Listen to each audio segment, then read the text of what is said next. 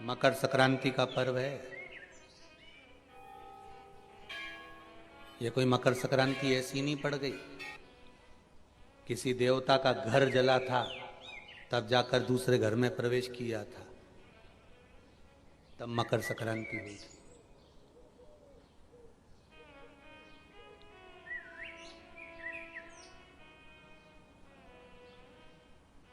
एक बहू ने अपने ससुर का आदर नहीं करा था तो पिता ने बेटे के घर में आग लगा दी थी, केवल क्रोध में। तब जाकर ये मकर संक्रांति पड़ी थी। कोई ऐसे ही पड़ गई मकर संक्रांति?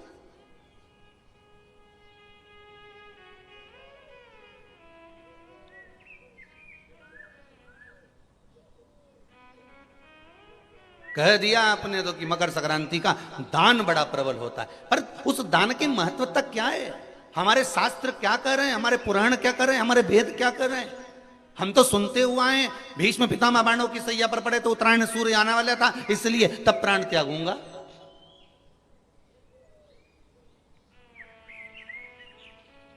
मकर राशि में सूर्य प्रवेश करेगा तब मैं आनंद पाऊंगा, तब मैं दान करूंगा, पुण्य। तो आखिर दान की महत्वता इतनी प्रबल कैसे हो गई? वो तिल की महत्वता इतनी प्रबल कैसे हो गई? वो गुड़ की महत्वता इतनी प्रबल कैसे हो गई?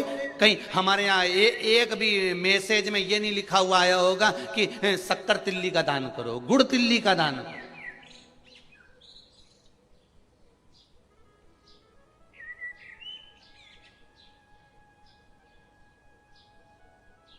ज्योतिष के हिसाब से तिल शनि है और गुड़ सूर्य है। ज्योतिष के हिसाब से तिल शनि है और गुड़ सूर्य है।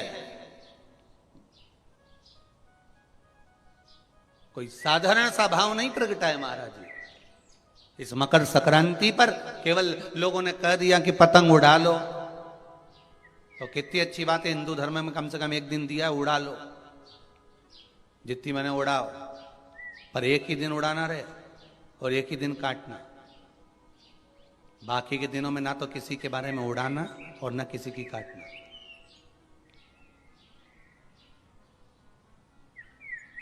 मकर संक्रांति का पर्व देखना है तो पुराना उठाकर देखिएगा कि हमारे यहां मकर संक्रांति का भाव क्या व्यक्त करता था, क्या कहता था। ना तो किसी के बारे में उड़ाओ और ना काटो। किसी की बहन बेटी जा रही है उसकी उड़ा दी, कोई का लड़का है तो उसकी उड़ा दी, कोई की सास है तो उसकी, कोई का ससुरा है तो उसकी, कोई गुरु है तो उसकी, कोई ब्राह्मण है तो उसकी, कोई बड़े से बड़ा मठाधीश पीठाधीश संत महात्मा जोगी सन्यासी तपस्वी जिसको तुम जानते तक नहीं, किसी की बहू बेटी को तुम पहचानते तक नहीं, किसी व्यक्ति को तुम पहचानते तक नहीं, एक बार नहीं मिले, बस एक व्यक्ति ने उड़ाई तो इन्हें भी ढील दे के उड़ाई। अब वो एक ने उड़ाई तो तुमने भी उड़ा दिया। अरे हमारे यहाँ तो हिंदू धर्म में एक दिन दिया है मकर संक्रांति का दिन कि खूब छत पर जा उड़ा ले जितनी उड़ाना है, पर किसी की गलत शब्द से मत उड़ाना, किसी के लिए आड़ा टेढ़ा मत बोलना, किसी के लिए ऐसा मत बोल जाना क्योंकि तुम उसको पहचानते ही नहीं हो। बस उसने उड़ाई तुम उसके साथ मिल गए, दे ढील। सर्किल तो तुम ही पकड़े थे। उड़ाए जा उड़ाए जा उड़ाए जा। उन्हें उसकी बेटी के लिए कुछ कहा, 4 लोगों ने मिलकर और कह दिया, 5 लोगों ने मिलकर और कह दिया। किसी के बहू के लिए कहा, एक ने कहा, दूसरे ने फिर कह दिया, 4 ने मिलकर फिर कह दिया। किसी के बेटे के लिए कहा, किसी गुरु के लिए कहा, किसी ब्राह्मण के लिए कहा, किसी संत के लिए कहा, किसी साधु के लिए कहा। किसी ने एक संत पर उंगली उठाई, सबने उड़ाना चालू कर दिया। किसी ने एक गुरुजन पे उंगली उठाई, सबने उड़ाकर चालू कर दिया। हम उड़ा रहे, ना तो जानते ना पहचानते, ना देखा ना भाला, ना कभी उससे मिले ना जाने, बस उसने उड़ाई थी और तुमने जरखिल से ढील देकर उड़ाना चालू कर दिया।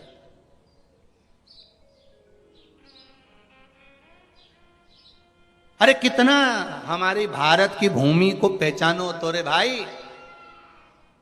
ये वो भारत की भूमि है जहां मोहल्ले में एक दुकान लगी हुई है और एक दुकान की अगर बोनी नहीं होती थी तो दूसरी दुकान वाला अन्न नहीं खाता था।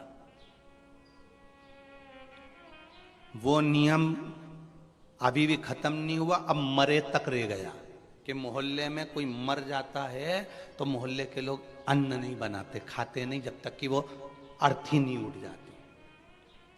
पर आज के समय में तो वो भी गया, ये तो अंदर जाके समोसा निपटा लेता है। तो का आज के समय में कौन रुकता है? मोहल्ले में मरा, पर पहले नियम था कि एक मोहल्ले में जितनी दुकान होती थी उस दुकान के बाहर एक कुर्सी रखी होती थी। प्रत्येक दुकान के बाहर एक कुर्सी रखी होती थी। ग्राहक आता था, कुर्सी पर बैठता था, कुर्सी पर बैठता, सामान खरीदता, सामान खरीदा जिसकी दुकान से कुर्सी, उस दुकान को जब बाहर रखी थी वो कुर्सी फिर अंदर रख लेता था।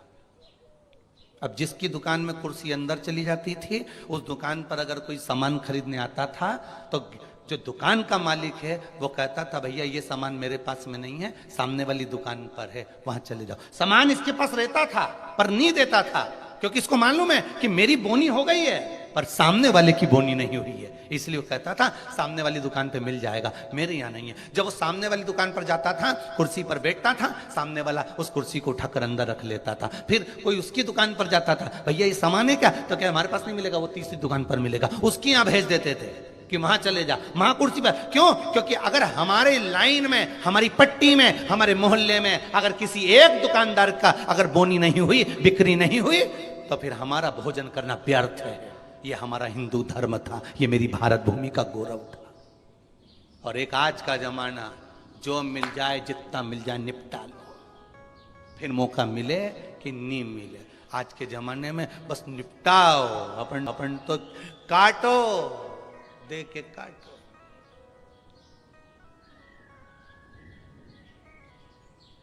अरे भगवान से भी कहना, पतंग उड़े आकाश माने, डोर थारा हाथ मां, ओ वल्लभ मारी पतंग ऊंची राख जो। श्री जी बाबा मारी पतंग ऊंची राख जो, गोवर्धन बाबा मारी पतंग ऊंची राख, ओ भोले बाबा मारी पतंग ऊंची राख जो। भगवान से प्रार्थना कर, और दिया एक दिन भगवान ने, उड़ा लो जितनी उड़ाना है।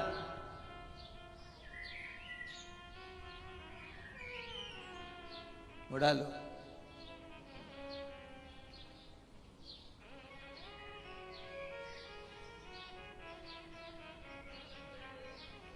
महाराज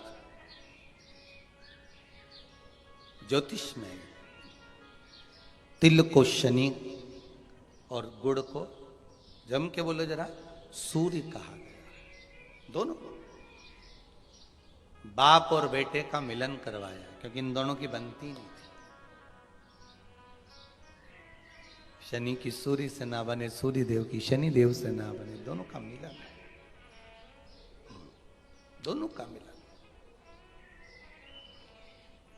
महाराज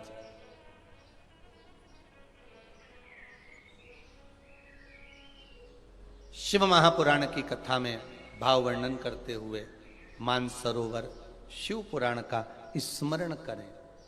एक बार सूर्यदेव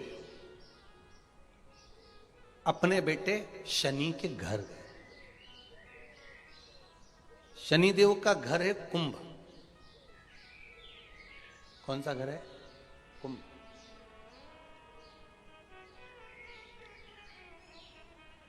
एक सरल भाषा में लेना, घर में अगर ससुर आए, घर में घर का बुजुर्ग आए, बड़ा आए, तो उसका आदर होना चाहिए कि नहीं होना चाहिए। हमारी शिव महापुराण की कथा तो यहां तक कहती है कि आपकी उम्र से अगर कोई बड़ा आ रहा है तो आपको खड़े हो जाना चाहिए। यहां तक शास्त्र कह रहा है।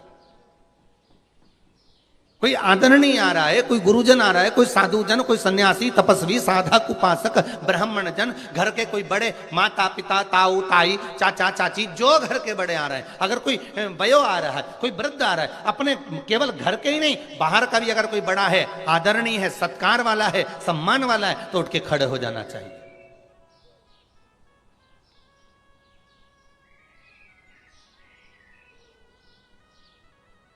पर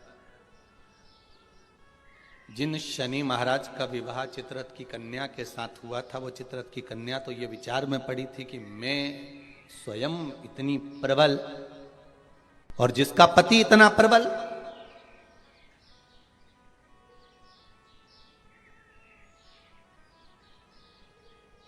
जीवन में कभी अहंकार मत करना। एक बात बहुत बहुत ध्यान रखना साहब, ये जो क्रम है ना, बाहर बहुत प्रसन्न नजर आते हैं, वो भीतर से बहुत रोए हुए होते हैं।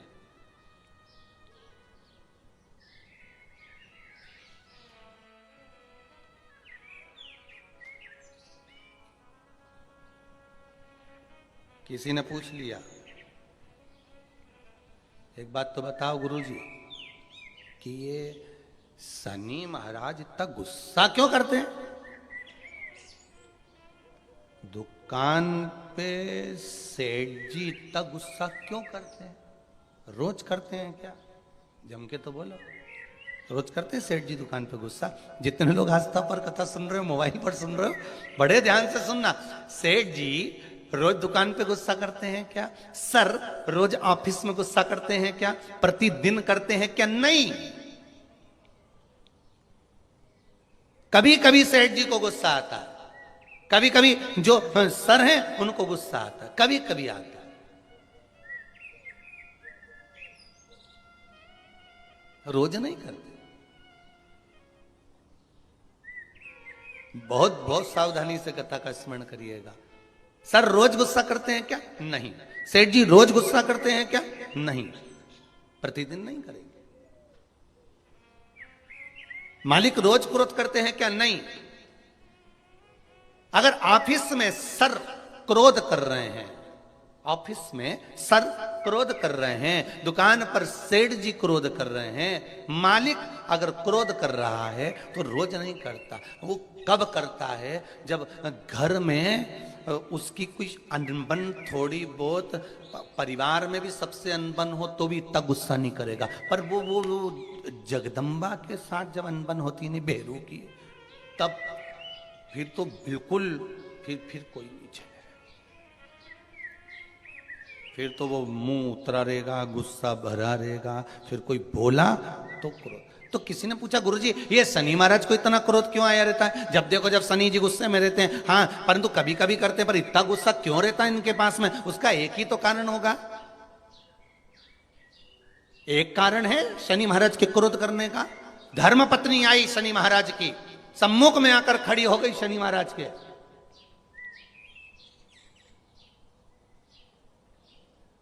और अपने कार्य में शनि महाराज लगे रहे। माना आप व्हाट्सएप चलाओ, पर घरवाली खड़ी है तो थोड़ा सावधानी से एक बार मुंह से बात तो कर लो।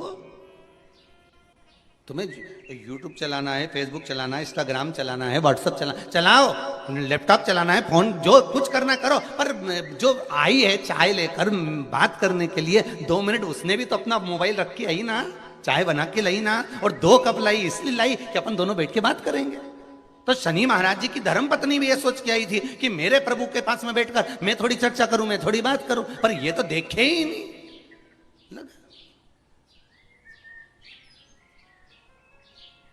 आ गया क्रोध, और क्रोध में बस खड़ी होकर बोल दी, मेरा श्राप है स्वामी तुमको। अब देखिए जरा शनि महाराज की पत्नी, मेरा श्राप है स्वामी तुमको, तुम मुझे नहीं देखे हो, अपने कार्य में लगे हो, मैं श्राप देती हूं, तुम जिस पर दृष्टि दोगे वो जलकर भस्म हो जाएगा। बहुत अच्छे थे शनि महाराज, ऐसा नहीं है, थे अच्छे, परंतु ये जगदम्बा के कारण गुस्सा आ गया बस, और श्राप मिला जिस पे दृष्टि दोगे, बस वो शनि महाराज ने भी सोच लिया अब क्या करूं, श्राप लग गया। भगवान शनि महाराज भी विचार करे कि अब किसी को भी देखूंगा तो, इसलिए शनि महाराज की दृष्टि नीचे रहती है, सामने कभी नहीं रहती। शनि मंदिरों में जितने भी शनि मंदिर हैं, आप सारे शनि मंदिरों में जाकर दर्शन करोगे तो शनि महाराज की दृष्टि सामने है, पर शास्त्र कहता है शनि महाराज ने दृष्टि अपने ऊपर नहीं रखी, नीचे की ओर रखी है। अब लोग समझे तो ना, मंदिरों में जितने शनि मंदिर हैं सब मंदिरों में शनि की दृष्टि सामने रख दी। जो आता है तेल चढ़ाने पूजन करने के लिए दृष्टि सम्मुख होती है। शनि महाराज ने अपनी दृष्टि नीचे रखी है। शनि महाराज दृष्टि कब उठाते? जब किसी को नष्ट करना हो। तुम जिस पर दृष्टि डालोगे वो जलकर भस्म हो जाएगा, ये शनि महाराज की धर्म पत्नी ने कहा है। और आज शनि महाराज जी की धर्म पत्नी जिस घर में निवास कर रही हैं, शनि महाराज जिस घर में निवास कर रहे हैं, उस मकान का नाम क्या है? अभी बताया था, क्या नाम था? कुंभ। अपने भी मकान का नाम होता है ना, कोई ने पितृ कृपा लिख देता है, कोई गुरु कृपा लिख देता है, कोई देव कृपा लिख देता है, कोई लक्ष्मी कृपा लिख देता है, कोई अपने पिताजी का नाम से लिख देता है। मकान का नाम लोग रख देते हैं, ये हमारे मकान का नाम। तो शनि महाराज के घर का नाम था कुंभ। उस कुंभ मकान में शनि महाराज रह रहे थे, पिताजी का आगमन हो गया। बहुत ध्यान से सुनना, ये मकर संक्रांति की कथा है। पहले मिली कि नहीं मिली वो हम नहीं जानते, पर मकर संक्रांति का भाव को जान लीजिए महाराज कि क्यों महत्व है दान का, गुड़ और तिल्ली का, क्यों महत्व है सूर्य नारायण के पूजन का।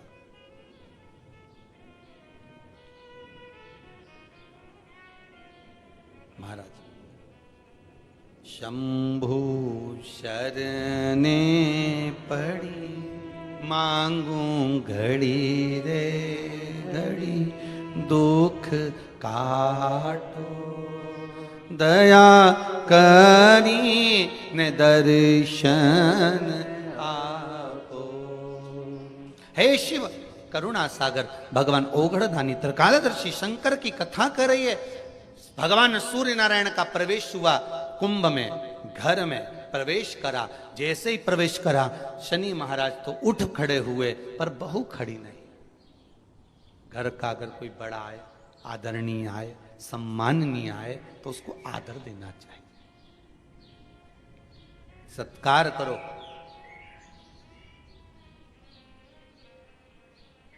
तेरा ही दिया मैंने खाया पिया है, तेरा शुक्रिया है, तेरा शुक्रिया। मुझे भोले बाबा ने बहुत दे दिया है, तेरा शुक्रिया है, तेरा शुक्रिया है। थोड़ा सा आदर करो। अच्छा, दोनों में विचार बड़े विचित्र होते हैं। बहू सोचती है मैं सास को सुधार दूं, और सास सोचती है, जम के बोलो, बहू को सुधार। और सुधरती दोनों ही नहीं है। धीरे धीरे करके सिधर जाती है, पर सुधर नहीं पाती। और कितना सुंदर भाव कहा है महाराज, अपन अपने आप को तो सुधार नहीं रहे, सब कुछ सुधार रहे। हमारे घर में शांति नहीं है गुरुजी, बहुत तकलीफ है गुरुजी। फिर गए किसी के पास में, उन्होंने कहा चलो हाथ दिखाओ, लाओ जरा तुम्हारा ग्रह दशा देखते हैं। फिर किसी को बुलाया, कोई वास्तु शास्त्री बाबू आ गए, किसी ने मकान देखा, कह दिया घर बदलो, घर ठीक नहीं है, इसमें कुछ ऐसी चीज है कि तुम बर्बाद हो जाओगे। अब तुमने क्या करा? किसी के कहने पे जम के बोलो जरा, बदला कि नहीं बदला? जब इतनी बड़ी बात कह दी तो भाई घर बदल, ठीक है। अब वो घर बदल के किराए का मकान में चले गए, और किराए के मकान में 20,000 रुपए महीना लगना चालू हो गया। अभी तक वो लग नहीं रहा था ना, अब 20,000 रुपए महीना किराए के मकान में लगना चालू हुआ। और जो 20,000 रुपये लगना चालू हुआ, थोड़े दिन तक तो थोड़ा लगा कि हाँ थोड़ी शांति है, 2 महीना 4 महीना 6 महीना ऐसा लगा, खूब शांति आ गई, महाराज बिल्कुल सही किया था, एकदम बढ़िया बोला था, अच्छा वो अपने घर छोड़ दिया। और 2-4 महीने जब 20,000 रुपये देने फिर जो झगड़ा चालू हुआ, मकान मालिक बोला 20,000, गैस की टंकी, बच्चों की फीस, फिर जो जैसे कल कथा में था ना, गौरी कुंड पे उफान, गंगा जी का जल, बस वैसा उफान जो आया, अब फिर किसी के यहाँ आ गई, महाराज शांति नहीं बिल्कुल भी, बड़े दुखी हो गए, घर में रत्ती सारा सूखे पर शांति नहीं है, बिल्कुल नहीं। फिर किसी ने कहा एक काम करो, थोड़े दिन के लिए तुम ये वाला नेकलेस पहन लो, थोड़े दिन के लिए तुम ये धारण कर लो, थोड़े दिन के लिए ये वाले कलर के कपड़े पहनो, ये जब गुरुवार आए तो पीला पहनना, बुधवार आए तो ये कलर का पहनना, काला पहन लेना, ये पहन लेना, वो पहनना। फिर लिबास बदला। अभी क्या बदला था? घर। अब क्या बदला है? लिबास।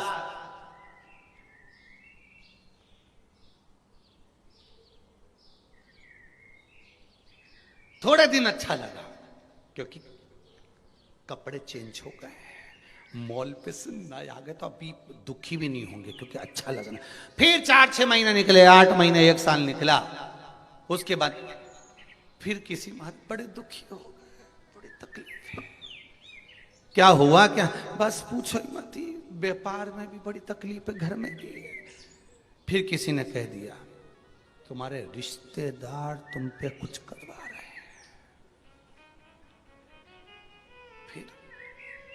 तुम्हारे रिश्तेदार कर रहे हैं। अब क्या करा इसने? रिश्तेदारी छोड़ दी, क्योंकि महाराज जी ने कहा था रिश्तेदार करवा, रिश्तेदारी छोड़ दी। अब अभी क्या बदला था? सबसे पहले जम के बोलते जाओ, घर बदला, फिर लिबास बदला, फिर रिश्ते बदल दिए। अब थोड़े दिन किसी से फोन पे बात नहीं हो रही, किसी से बातचीत बंद हो गई। अब ऐसा लग रहा है वो ही करा रही थी, अब तो अच्छे, हमारी तबीयत भी अच्छी हो गई। अब 2, 4, 8, 15 दिन, 1-2 महीना, 4 महीना, 6 महीने अच्छे रहे, फिर मालूम पड़े तकलीफ आ गई। फिर किसी ने कह दिया, किसी क्या गया, क्या हुआ?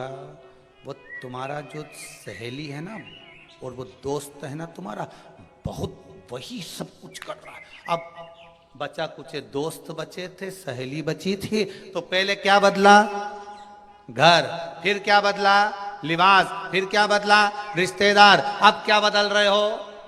एक दोस्त छोड़ा, एक सहेली छोड़ी, दूसरी बना। पर शिव महापुराण की कथा कर रही है, जब सब कुछ बदल के देख लो और कुछ बदलने के लिए ना बचे, तो अपने पुराने घर में रहकर अपने आप को बदल कर देख लेना, सब बदला हुआ नजर आ जाएगा। हम खुद को नहीं बदल पा रहे हैं, बाकी के हमने सब कुछ बदल दिया।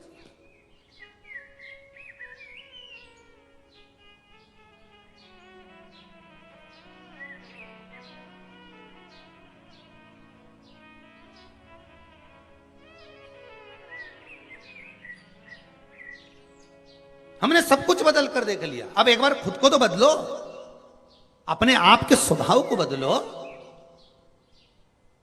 बहू कह रही है मैं सास को बदल दूंगी, सास कहती मैं बहू को बदल दूंगी। अपने आप को तो बदलो, तुम दूसरे को मत बदलो। ना घर बदलने की जरूरत पड़ेगी, ना लिबास बदलने की जरूरत पड़ेगी, ना रिश्तेदार बदलने की जरूरत पड़ेगी, ना दोस्त बदलने की जरूरत पड़ेगी। खुद का नेचर बदल कर देखिए, खुद का स्वभाव बदल कर देखिए, खुद को बदल कर देखिए, आपको सब बदला हुआ नजर आने लगेगा। हम सबको बदलना चाहते हैं, अपने आप को नहीं। और अपने आप को बदलने का समय आता है तो कहते मैं तो जैसी हूं वैसी रहूंगी। बदलना तुमको पड़ेगा, सास कहती है। बहू तुझे बदलना पड़ेगा। बहू कहती है तो मैं भी जैसी रहती थी वैसी रहूंगी, डोकरी बदले तो बदल, नहीं तो अपन तो ये मायके चले। अब दोनों नहीं बदल रहे। अब ये दोनों तो नहीं बदल रही, पर वो भेरू बेचारा मंदिर का घंटा हो गया। इधर से मम्मी चिल्लाए, घंटा बजा के चल गया। इधर से पत्नी चिल्लाए, वो भी बजा दे, बीच में लटक रहा बेचारा। और घंटा भी इतना भारी होता है कि हवा में भी हिलता ही नहीं है, तो वो भेरू बेचारा न हिल सकता है, बस लटका हुआ है। तुम्हारी मर्जी पड़े जब आके बजा के चले जाओ। माँ का पक्ष ले तो पत्नी के, तुम तो अपनी माता के गुलाम बने हुए हो। और अगर ये पत्नी का पक्ष ले तो मां कहती है तू तो जोरी का गुलाम बना हुआ है, बेचारा बीच में लटका हुआ है।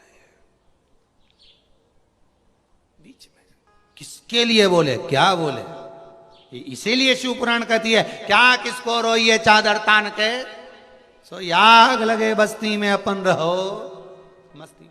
अब बदल रहे, कौन बदलेगा? नदी पर, प्रत्येक पावन नदियों पर आप जाएंगे तो वहां पर एक घाट मिलता है, जिस घाट का नाम होता है राम घाट। बोलो सही है कि गलत है? कौन सा घाट है वो? राम घाट। एक घाट मिलता है जिसका नाम है राम घाट। आप छिपरा जाएंगे तो वहां भी राम घाट मिल जाएगा, आप इलाहाबाद जाएंगे तो प्रयागराज में वहां पर भी राम घाट मिल जाएगा, आप हरिद्वार जाएंगे तो वहां भी राम घाट मिल जाएगा, आप चित्रकूट जाएंगे तो वहां पर भी राम घाट मिल जाएगा, आप सरयू जी जाएंगे तो वहां पर भी राम घाट मिल जाएगा, आप यमुना जी के घाट जाएंगे तो वहां पर भी राम घाट मिल जाएगा। तो कभी आपने विचार करा कि राम घाट का मतलब क्या होता है और क्यों ये सारे साधु सन्यासी तपस्वी साधक संत महात्मा जो कुंभ में स्नान करने के लिए आते हैं, कुंभ के मेले में आते हैं, ये राम घाट पर ही क्यों नहाते हैं?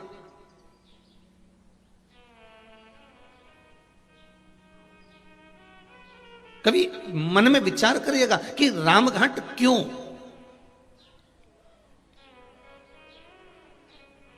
इतने सारे घाट बने हुए हैं, इतने सारे घाट बनाए गए हैं, पर राम घाट की ही महत्वता क्यों होती है? राम घाट का मतलब क्या होता है?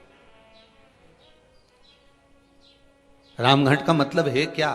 तो राम घाट का मतलब शिव महापुराण की कथा कह रही है, शास्त्र वर्णन करता है, हमारे वेद और शास्त्र कहते हैं राम घाट का मतलब केवल ये नहीं कि एक घाट का जहां केवल राम जी के समय पर, मेरे राघव जी के समय पर जिस घाट का निर्माण हुआ है, मेरे राम जी के समय पर जो घाट बनाया गया था, मेरे राघव जी के समय पर, मेरे राम जी के समय पर जो घाट का निर्माण हुआ था, वो घाट कोई साधारण नहीं था।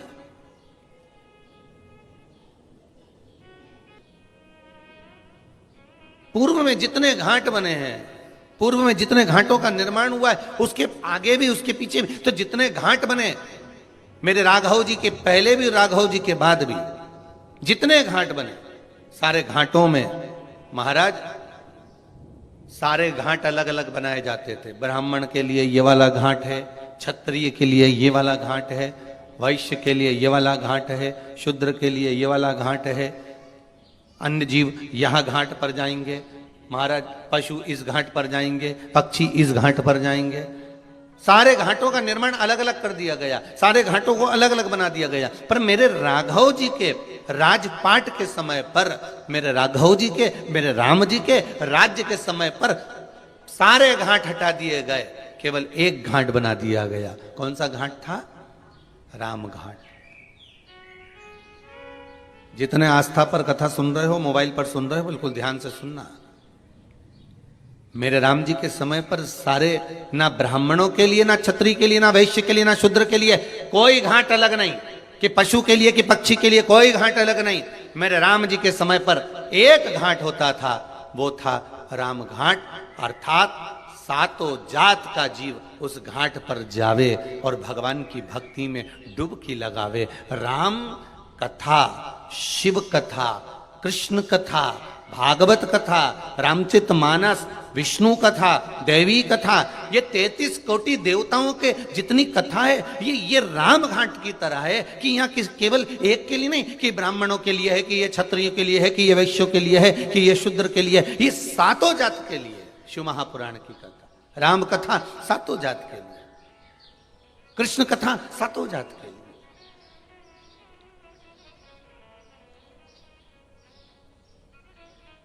जितनी नदियों पर, पवित्र नदियों पर जाएंगे, एक घाट जरूर मिलेगा, राम घाट। राम घाट की महत्वता कि जहां सब कोई चले जाए, सबका स्नान हो जाए, सब आनंद में वहां पर पहुंचे महाराज।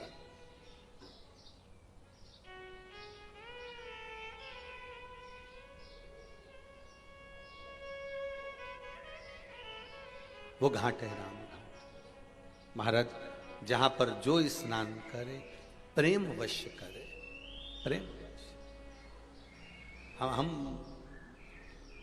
ज्यादा अगर कुछ ज्ञान ना हो ना तो भगवान के भजन में डूबे रहो। हम नहीं जानते ना पोथी ना पुराण, हमें नहीं मालूम कि कब क्या है। हम तो इतना जानते हैं कि भगवान का भजन कर लो और इन दोनों हाथों से दान कर लो और भगवान की कथा को श्रवण कर लो, नयनों से भगवान का दर्शन दीदार कर लो, इस जिह्वा से भगवती स्मरण कर लो।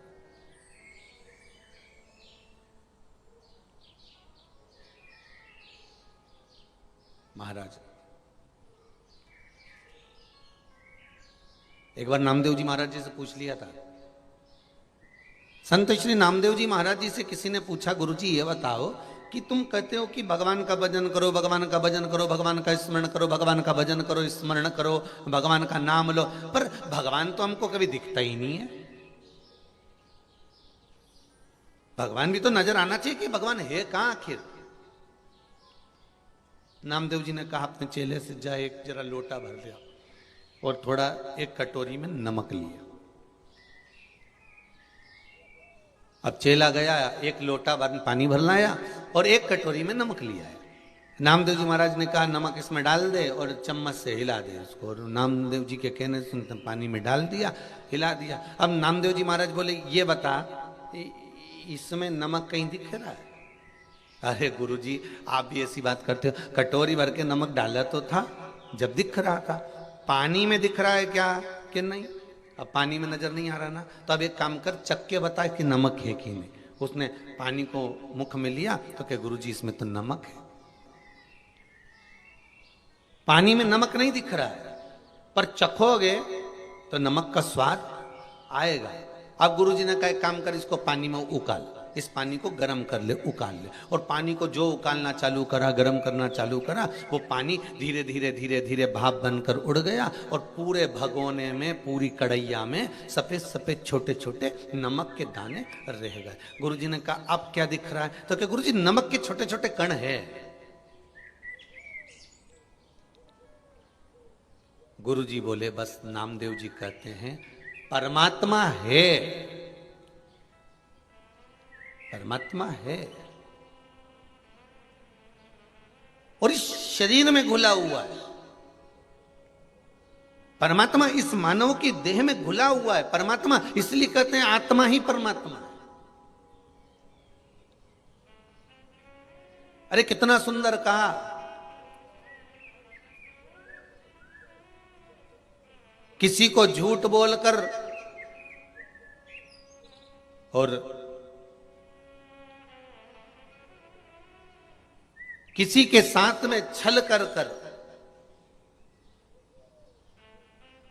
किसी को धोखा देकर, ये मत समझना कि ये मूर्ख है। किसी के साथ झूठ बोलकर, किसी के साथ छल कर किसी को धोखा देकर, ये मत सोचना कि ये मूर्ख है, ये पागल है, इसमें अक्ल नहीं है। अरे भाई वो मूर्ख नहीं है, ये विचार करना कि ये किसी को धोखा दो और किसी का झूठ बोलो उसके सामने और छल करो, धोखा दो, तो ये मत सोचो कि ये मूर्ख है, समझता ही नहीं है। बल्कि ये सोचो कि उसने विश्वास कितना करा होगा आपके ऊपर कि सर्वस्व आप पर छोड़ रखा था, सर्वस्व छोड़ रखा था। वो मूर्ख नहीं है, उसका विश्वास है। एक पति पत्नी को जानकर ये विचार ना करे कि ये मूर्ख है, इसमें तो अक्ल नहीं है। नहीं, पूरा परिवार छोड़कर आई है वो, पूरा घर परिवार कुटुंब कबीला सब छोड़कर आई।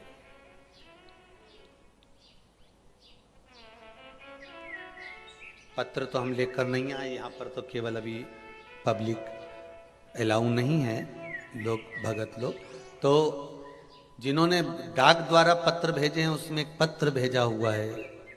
उस पत्र में एक बेटी ने लिखा है, गुरुदेव बेटी पिता के घर रहती है तो भी पराई कहलाती है और ससुराल चली जाती है तो भी पराई कहलाती है। बेटी का असली घर कौन सा है, हमें उत्तर चाहिए।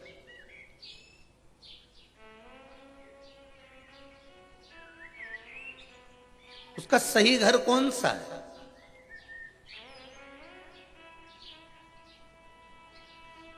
जब वो मायके रहती है तभी भी लोग कहते हैं ये पराई है, और आ गई उसके बाद भी उसका कोई, यहां पर आने के बाद भी लोग कह देते हैं अरे वहां की है, अगर इसको सब बात बता दो कि तो मायके जाके लगा देगी सब बात, मतलब अभी भी पराई है। वहां भी पराई थी और यहां भी पराई है। तो पूछा उस बेटी ने कि उस बेटी का सही स्थान, सही घर कौन सा है?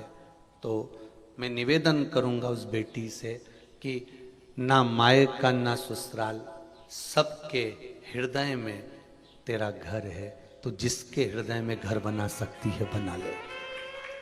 ना मायका ना ससुराल, तो जिसके हृदय में, पति के साथ रह रही है तो पति के हृदय में घर बनाती है, बेटे के साथ रह रही है तो बेटे के हृदय में घर बनाती है, अपने पिता के साथ रह रही है तो पिता के हृदय में घर बनाती है, अपनी बहन के साथ रह रही है तो बहन के हृदय में घर बनाती है।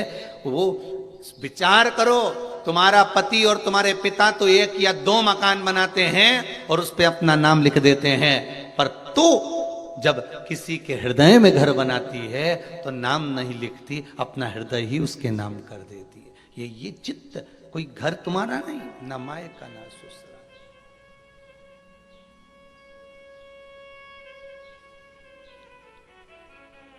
ऐसे सुंदर सुंदर पत्र लोग भेजते हैं, मन तो करता है कि व्यासपीठ पर लेकर आए, और परंतु याद रह जाता है तो बोल देते हैं, नहीं याद रहता तो नहीं बोलते।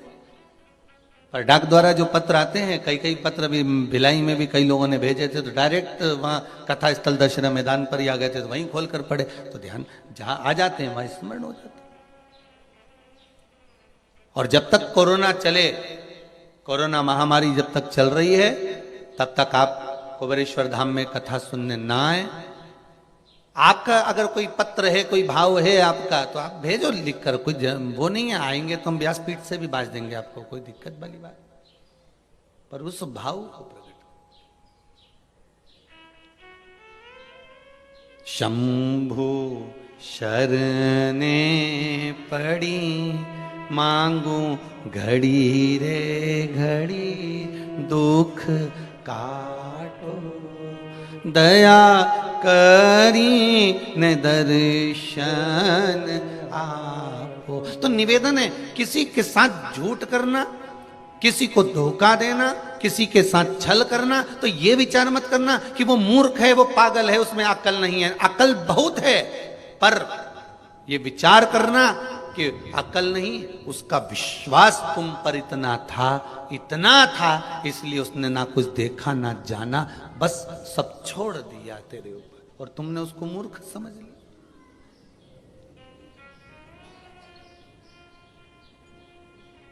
मेरे राघव जी, मेरे राम जी का पूरे अवधपुरवासी, पूरे संसार वासियों पर मेरे राघव का विश्वास अटल था, और विश्वास मेरे राघव ने टूटने नहीं दिया।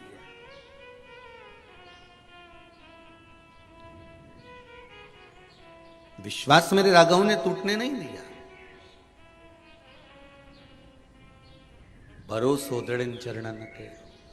तो आपका मन करे तब आप दान करो, आपका मन करे तब आप पुण्य करो, आपका मन करे तब आप सत्कर्म करो, पर इस शरीर को गंवाने से पहले रामकृष्ण शिव का स्मरण करो।